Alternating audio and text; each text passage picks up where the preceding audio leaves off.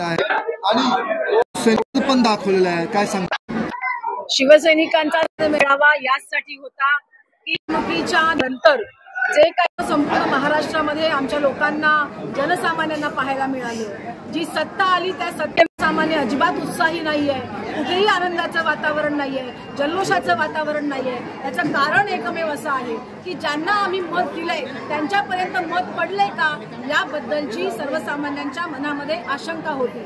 बद्दलच एवढी मेहनत करून आम्ही जी तोड मेहनत करू, जर आम्हाला यश आलं नाही, आम्ही मतं टाकून दुसऱ्याच कुणाला मतं दिली, त्याबद्दल एक मरगळ या साहजिक आहे संपूर्ण आणि बाकी सामान्य जनतेमध्ये होती. आणि आज या ठिकाणी पक्षाचे जे वरिष्ठ पदाधिकारी आहेत त्या जिल्ह्याचे, त्यांच्या अनुमतीनं आजच्या या सभेचं संवाद सभेचं आयोजन या ठिकाणच्या स्थानिक पदाधिकाऱ्यांनी केलं. आपण पहिला उत्स्फूर्त प्रतिसाद या बैठकीला मिळाला आणि यामध्ये मग युवा शिवसैनिकांपासून ज्येष्ठ शिवसैनिक, महिला शिवसैनिकांनी सुद्धा आपली खंत या ठिकाणी व्यक्त केली, आपल्या मनातल्या भावना व्यक्त केल्या. शिवसेना हा भावनेवर चालणारा पक्ष आहे, पण त्याचबरोबर शिवसेना हा शिस्तीवर चालणारा पक्ष आहे आणि त्यामुळे ज्या ज्या खंत, जी काही मनातली एक खंत व्यक्त या सगळ्यांनी केलेली आहे, ती खंत लक्षात घेता शिवसेनेच्या भविष्यातल्या वाटचालीमध्ये आपल्या सगळ्यांना एकत्रपणे पुढे जाऊन कसं काम करायचं, येणाऱ्या ज्या निवडणुका आहेत, मग त्या महानगरपालिका शहरातल्या असतील किंवा आमच्या ग्रामीण भागातल्या जिल्हा परिषद पंचायत समितीच्या निवडणुका असतील, त्यासाठी आणखीन जोरानं, आणखीन जोरकसपणे काम करून पुढे कसं जायचं या संदर्भातला हा संपूर्ण आढावा या बैठकीमध्ये झाला. नागपूरमध्ये सगळे मंत्रिपदांच्या शपथ झाल्या, ह्याच्यामध्ये तुम्ही काय सांगणार आहे? सत्ता आली की ती मंत्रिपदाची शपथ होणारच, त्याच्यामध्ये वेगळं काय सांगायचं? ते हे सगळे का तुम्हाला का वाटत आहे, सगळे वादे केलेले आता जसं तुम्ही सांगितलं की लाडकी बहिणाचे हे बंद होणार आहे, संपणार आहे, हे तुम्ही हे मी नाही सांगत आहे. ह्या पेपरमध्ये आलेल्या ज्या बातम्या आहेत, ज्या बातम्या माझ्यासारखे सर्वसामान्य वाचतात, टीव्हीवरती आलेल्या ज्या काही न्यूज आहेत, ज्यामध्ये सांगितलं गेलंय की आता लाडकी बहीणच्या वरती काहीतरी अंकुश येणार आहे, म्हणजे त्यांच्या ज्या काही अटी आहेत त्या अटी आता वाढल्या जातील. कशा पद्धतीनं कुणाला लाडकी बहीण म्हणावं, पूर्वी म्हटलं होतं की 21 वर्षाच्या वरची आणि 65 वर्षाच्या खालची अशी ही लाडकी बहीण यांची होती. म्हणजे निवडणुकीचा एक फार्स लक्षात घेता जी मतदानापर्यंत पोहोचू शकते, कारण 65 वयाच्या पुढची आजी काही मतदानात स्वतः जाऊ शकणार नाही, त्यामुळे 21 ते 65च्या हा वयोगट गट घेतला. आमचं तर म्हणणं आहे की सरकारला जन्माला आलेली प्रत्येक मुलगी, अगदी वयोवृद्ध जी अगदी म्हातारपणात सरणापर्यंत पोहोचते, ती प्रत्येक वृद्धा ही लाडकी बहीण वाटली पाहिजे. पण असं झालं नाही, हा भाग एक. आणि आता आम्ही ज्या बातम्या ऐकतो, ज्यामध्ये वृत्तपत्रात दिल्या जातात किंवा टीव्हीच्या माध्यमातून, चॅनलच्या माध्यमातून आपल्यासारख्या आम्हाला समजतात, त्यामध्ये सांगितलं गेलंय की आता त्यांच्यावरती अंकुश येणार, ज्या महिलेकडे या गोष्टी आहेत ती महिला बसू शकणार नाही लाडकी बहीण म्हणून. मग माझं म्हणणं आहे की हे तुम्ही निवडणुकीच्या आधी का नाही केलं? आमच्या बहिणींची एक प्रकारे फसवणूक करण्याचं काम हे त्या सत्ताधाऱ्यांनी केलं.